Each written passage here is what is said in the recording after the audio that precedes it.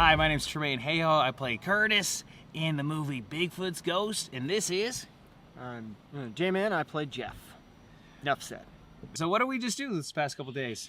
We spent about 3 days shooting for the movie Bigfoot's Ghost, getting scenes, and a few interesting maybe deaths. Yes. Maybe deaths, certain deaths. Yep. We had a lot of fun. We laughed. We cried. We lost some I cried. very important... yeah, we lost some gear. We'll talk about that. So the whole process of this whole movie, like, how did we come about it? Like, basically just wanted to make a movie. Just thought, hey, an improvisational movie. Looked into what kind of a market there is and realized there is a big market for Bigfoot. Right. But in that research, we found out, wait a minute, there is no paranormal Bigfoot movies out there. Right. So we're like, hey, let's be the first. Let's try it. There's a lot of paranormal movies, ghost movies. There's a lot of Bigfoot movies, but there's no cross between. Yeah. It's like the idea of like Godzilla versus King Kong or Super Croc versus Mega Shark. But no one has those movies like Bigfoot versus the Loch Ness Monster. You think about it, but you don't ever do, but no one does it. But in this case, it's like Bigfoot and a ghost. What can we do with that? Quite a bit, it seems. yeah, quite a bit. Yeah, and we are out here in Scotts Flat, California. What a beautiful place. Gorgeous place. Beautiful day here. We really lucked out because right now it's Memorial Day. It's our last day. And we just had 3 days. Memorial Day's not till Monday. Well, more Memorial Day weekend. Yeah. So it's Memorial Day weekend. The beginning of Memorial Day weekend. We're out here enjoying ourselves, and we showed up before the crowds. Yeah. That's when you want to be. Yeah. So that's a big thing about camping. And then I've learned from prior experiences that if you're camping and you're next to, a campsite that has a bunch of kids, a bunch of, adults yelling or screaming, it is very hard to film a movie or try to get sound or try to do something proper. True, because you don't have that quiet on the set. And even other campers, if they're having a fun time playing with board games or just having conversation. Right, what are you going to do? Go to their campsite like, hey guys, quiet, we're filming a movie. Like, no fun for you. Shut the hell up. Shut up, boy. Yeah. He's like, you could hold them hostage, but then again, he's like, we're making a movie. God, right. Quiet. I guess the only other way around that would be just to buy out every campsite and make sure no one else is there. But who's got that kind of budget? Right, which we do not have the budget for. But luckily, we found at this campsite, there wasn't anyone here until Memorial Day weekend. So we're like, okay, we'll take a few days. We'll set up. We'll film. We'll shoot. We'll get shot at. Right. And we'll film being filmed. Yeah, and I think the beauty of the Bigfoot thing is that there's a lot of leverage. There's a lot of we can really play with that idea a whole lot. And all you really need, the biggest thing about a movie is location. So once you lock the location down and you have the idea of the movie, the rest is just it's just formulating everything step by step. True. And when you think about it, everyone can get their own tent, which means you have your own dressing room, you have your own privacy. The only downside would be hair and makeup. Yes. Because it's like you're outside, it's dirty, and you're doing things that you're going to get dirty. Right. And there's probably, definitely will be some kind of inconsistencies, I'm sure, with hair, makeup, and stuff like that. But if your hair and makeup basically inclines mud and dirt smeared on your face, just so long as you're consistent with that, it shouldn't be a problem. But if it's it just happens, well, yeah, because the cameras can only look at you so long before it pans to someone else, and at that time, who's to say the guy didn't just wipe his face and now it's different? Right. Yeah. I mean, luckily, we had, we had one blood scene. Really, so we had the ketchup and hot sauce and water. And tell them what happened. And so we filmed PJ. So what? It was Coachella. PJ plays this, how do you call it? Preppy. Some very preppy, some preppy college frat boy. A prepper Blake. And a beauty about like a Bigfoot movie is, we need kills, right? So who are we going to kill? People that you might want as an audience. You might want them to be killed. I say kill everybody. Yeah, well, that too. Find out who survives in Bigfoot's ghost. But yeah, we have him. Yeah, first death scene was kind of funny. Yeah, so I was spraying him with the blood, for the scene. Yeah, homemade blood by this man right here. Made it in about 5 minutes or 10 minutes. 2 minutes. And all it takes is a little cornstarch, ketchup, water. If we have it, maybe some food dye, and a little other stuff to spice it up. Right. So there was hot sauce in there, and word of the wise guys, probably not a good idea if they're gonna have blood on their face or any in their nose area, which poor PJ, it did definitely get in there. But he was a trooper. He was good. He was solid, and I can't wait for you guys to see it because it was like so over the top. Oh yeah, you didn't get to see it, dude. You guys were back there. Oh, we were prepping for another scene. Actually, that scene gets funnier. I didn't add hot sauce. Oh, you didn't? No, that's just regular ketchup. The lie detector determined that was a lie. Like hell when it gets in here. Probably the sulfur. The lie detector test determined that was a lie. Tomatoes contain sulfur in them, so it smelled like hot sauce. It looked there like wasn't any. It was just ketchup, water, and a little bit of cornstarch. The end. No, the lie detector test determined that was a lie. Okay, if you say so. And then we had Isaac, Bigfoot, aka Isaac, who's Bigfoot's. Isaac's one of the tallest friends I have. He's 6'5". That's pretty tall. Yeah, big guy. And he's just a fun guy. He's just super fun, like great to be around, positive vibes, And we got him in the Bigfoot costume. Making this movie, I mean, something like a Bigfoot costume, I mean, we got it for $90 on Amazon at an Amazon gift card. Which was nice. Right? I thought it was hilarious that we gave him makeup for over his eyes, and yet when he's not wearing the Bigfoot costume, he keeps the makeup on and reapplies some of it between takes. So he just looks like he's ready to rob someone out in the forest. Yeah. Either that or he's ready to go to a Kiss concert or like rock and roll. He's ready for his Wasp concert. Let's do this. Yeah. So what was your experience? What do you think was the biggest challenge of the shoot?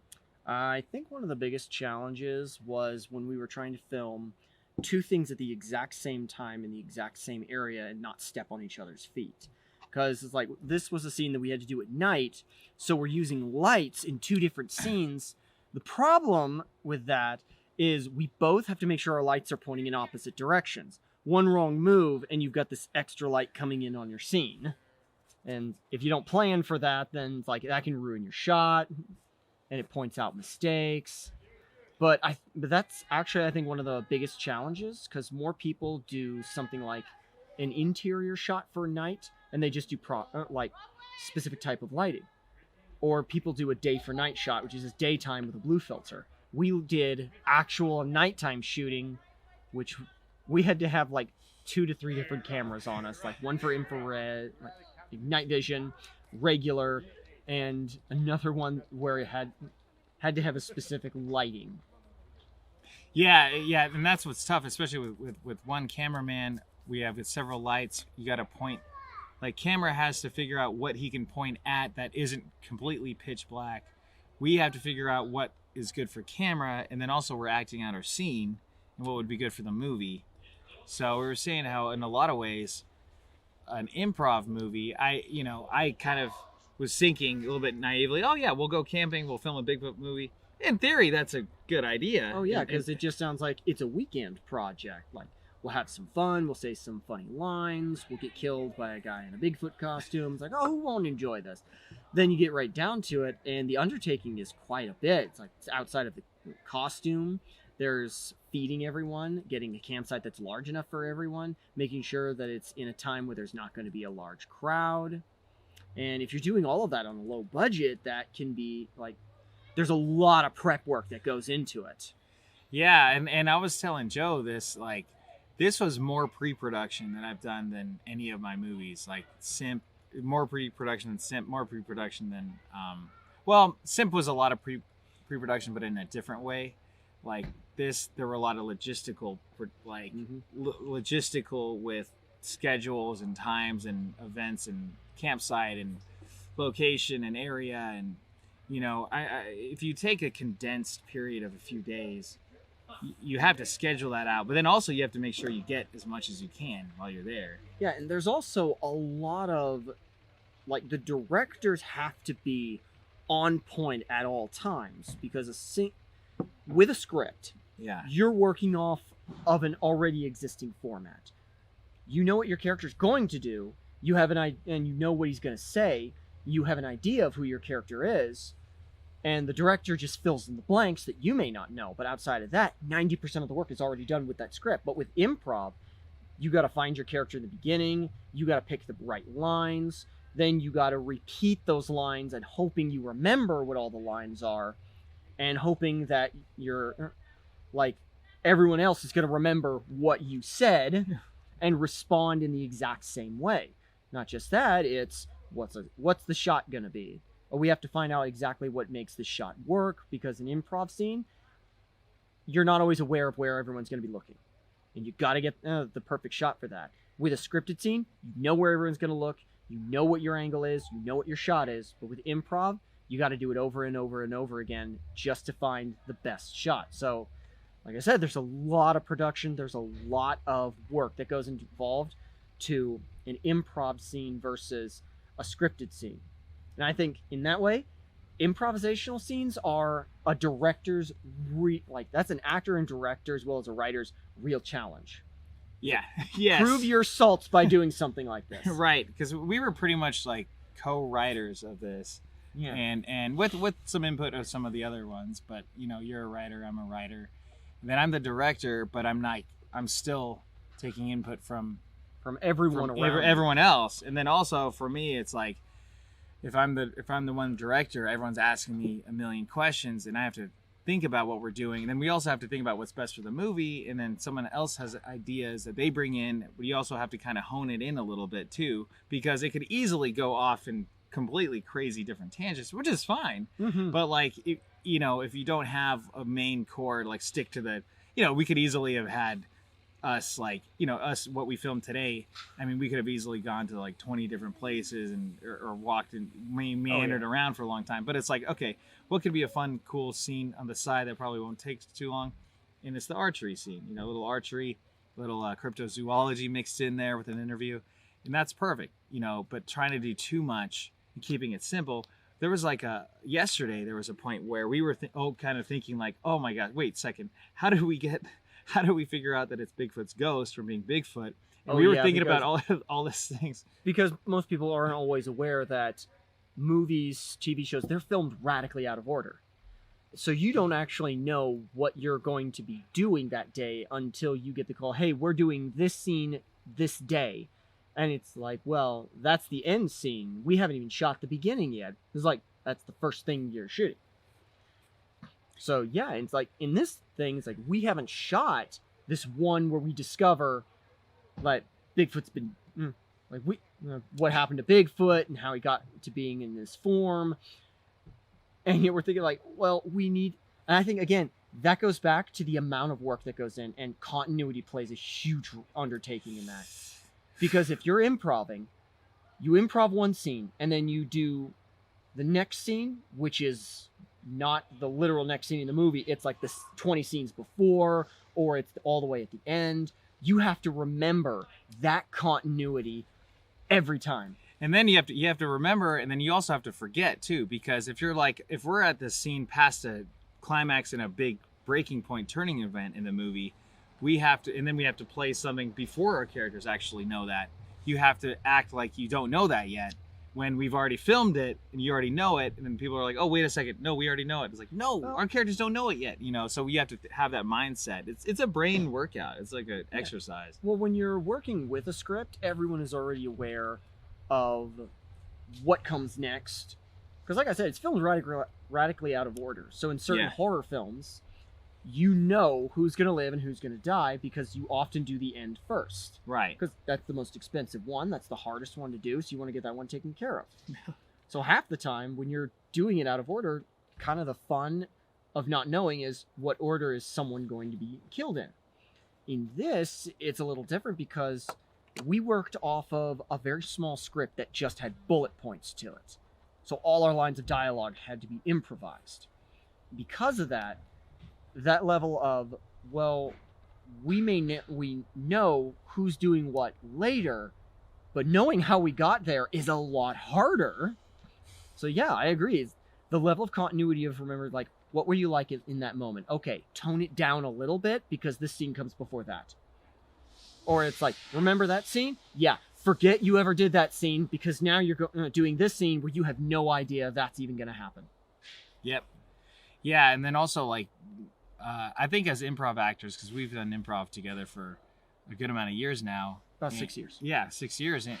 And so we know how to play off each other. And that's the beauty about improv actors is that where if someone in a regular scripted movie is casted, they have to go through rehearsals. They go through that a bunch of times in order to get that give and take from actors acting with each other and getting that rapport with the actors. So you can go further in that. But for us, because we have that rapport, we've been improving for 6 years now. We can take it to these crazy levels, and we can take it to the other levels where we're still making a movie. We're not offending each other. We're not like trying to bite our lip. We're able to really take it to the next level where we're screaming at each other, mad at each other, the characters. And then afterwards, like, oh shit, that was funny.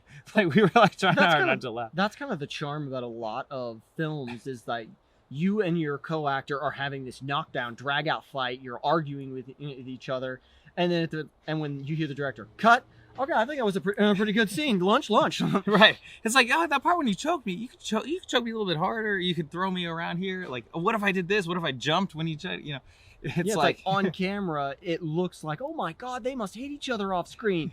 Camera yells, cut. And you're just complimenting each other and saying like helpful hints, or even it's like, hey, I'm hungry. Yeah, let's go grab a bite to eat. It's like, so how's your mom doing? It's just, sometimes that's, I think, is a lot of fun, is when you have those really intense scenes and then the director yells cut and it goes back to sunshine, rainbows, lollipops, and unicorns. And everyone else behind is like, what is going on? It was fun. Like when we were filming those night scenes, it's like just a picture us at night scenes. Like, oh shit, that's big. There he is. Turn around. Watch out, Barry. You know, like we're yelling like, oh, Bigfoot, he's there. I can only guess, like if there were other campers in the vicinity thinking like, Bigfoot's there, overhearing us yelling at each other. Like, what the heck is going on? Who are these hillbillies yelling about Bigfoot in the back? I think a lot of the fun comes from those pleasant little surprises where you weren't expecting something or you completely forgot about something. Like this happened almost night one. First night, we went out to go film, laying down traps, like laying the groundwork. And our resident actor who played Wiles Bill, we forgot that we were supposed to instruct him on a walkie-talkie to make some Bigfoot noises. So we're on our way back.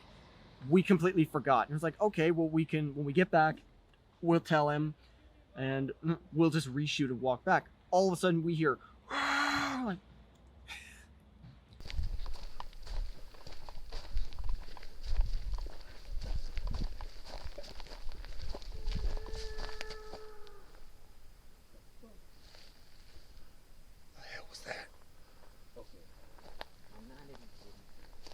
That was Bigfoot. we completely forgot that we instructed him to do that because we didn't give him a timeline to do that. Well, we didn't even instruct him. He came up with that idea. We're like, oh, this is a great idea. And we weren't aware that was him at first. So after the second time, I'm like, I'm pretty sure that might be Bill, but I can't be sure. Right. But first time, we're just like, that was not a fucking coyote. What in the hell was that? Well, and that's the thing. It's using practical noises, practical sounds, stuff that you can actually hear, the actors can hear and see. Yeah. Then we can really react to it. Versus like saying the director, like, okay, now you hear a noise. And it's like, a noise is very, very like vague and very, versus like a, wah! Like I understand like pulling out a gun, like an airsoft gun that's supposed to be a real gun, and just you hear click, click, click, click, and you respond to that. Yeah. But when you have something like, you're supposed to be looking at a natural disaster, but you're just looking at a green screen, you have to have the director basically giving you instructions all the time, like, look scared. Now look frustrated. Now combine the two. look away. Look away. Now look in. Like, look Yeah, it's like without that, it's like it almost seems a little muted. But when you have something that you can go off of, the timing is perfect. You can respond accordingly, especially if at first you're not expecting it like we were. We were not expecting to hear just like, what was that? It was funny because it was like initially we were expecting it, and I was thinking about it, and I was remembering, okay, yeah, we got to do that. And then we completely forgot about that. And then the timing was perfect when we're coming back for that to happen. So, I mean, especially with improving a movie, you're giving a lot of people a lot of opportunities to add their flavor to something, add their spice to something, add their ideas to something that couldn't have been scripted. You know, if we're improving it, it couldn't. We couldn't have written that in a script. Then Wild Bill, you know, cueing Wild Bill to yell as SASQUATCH, you know, stuff like that naturally happens that helps complement the story in the film. It makes it that much more interesting when you can actually like play off of a subtle surprise. Because at that point, you're genuinely surprised, so it's a genuine emotion coming out of you, like, oh. Right, yeah, and you can play into that. You play into your emotions, and then it's almost like this, like we say, improv is cheap therapy. It's kind of this therapeutic thing where you can be angry, you can be crazy, you know, and it's acceptable because we're making a movie. Right? Yeah, I think one of the most fun that any one person is going to have while doing a film is more than likely it's going to be those running up and down hills, just like it's the physical stuff. You running, dude, that scene was so funny. So basically a scene where it's like I just have to dart off into the darkness, and every single time they're like, dude, you don't have to run that far. And I'm like, it's called acting inconsistency, professionalism, god damn it. Jeff! I know, he kept going. He was like, all we need is like a second. He's beelines. Well, you're behind me with a camera. Right. I don't know how long you're gonna keep the camera just in case, but I'm seeing like light flickering behind me. I'm thinking, are they keeping that light on me? You know what? Screw it. Just keep going. Go. Well, that's the beauty of it, is like if every actor has that mentality and is going for it, that means that at any angle, the actor is going in and they're going full force with whatever it is they're doing. Because if you have one actor that isn't doing that, or they're half-assing it and they're just like kind of standing around, and everyone else is at this 10 and they're at this 2, that it could ruin the whole scene. It could ruin the whole, you know, and you have to do it again and again till you get it right. The thing is, if you're working with a 10 and you also have a 2 on your set, normally working with a better actor, it will raise you to that level of acting. It's never gonna, like, the good actor is never gonna lower his standards to play off of the 2. The lower actors might lower your, you know, only if the director, like that actor, doesn't care. Then that 10 actor is just going to, well, if no one else cares, why should I put some effort into it? And they'll phone it in. Yeah. But when the 2 sees how well the 10 is doing, they're going to be like, man, I need to pick up my game. Because a lot of times with acting, it's very egotistical. So you have this level of like, you want to outshine someone. Right. I want my death scene to be bigger than theirs. Or I want to survive. You guys die. I think that's one of the things people will have the more problems with is if someone has a death scene, I always say go for it. Make it the best death scene ever. Make it memorable. Make it dramatic. Make it a tearjerker. I mean, don't do like a Wilhelm scream like, oh! Or just like... and just hit the dirt and tumble 18 times. Or, no. Yeah, or give a monologue that's an hour long. It's like, dude, you were shot in the head. Oh yeah, like when the villain is giving the monologue to the hero. Yeah. I was like, I remember the first time I saw you. I've been waiting for this moment all this life. Like going through this whole detail. A real villain would just shoot him and kill him. Like, exactly, and then he'd monologue to the corpse. Right. It's like. It was a summer moon when I was... That was actually one of my favorite running gags in the movie Nobody. Oh, yeah. Every single time that he tried to tell his backstory to someone that he had beaten, they ended up dying before he could finish or even get halfway through. He's like, I was the guy you didn't call. Or if you called me, you weren't... you knew you screwed up in something. And they're dead already. And I'm laughing. I was like, can he finish his story? That was a great movie. That was a lot of fun. Yeah. Yeah. But those are those fun little moments that when the audience members get to really enjoy. It's like, again, if you're gonna go for a scene, I say go all out. It's like go like balls to the wall. kind of Like, yeah. yeah. Top 10, all in, go for broke. Absolutely. If you want to ham it up, if it's that type of movie, ham it up. If you want to go absolute dramatic, make sure it's one of those tearjerker dramas.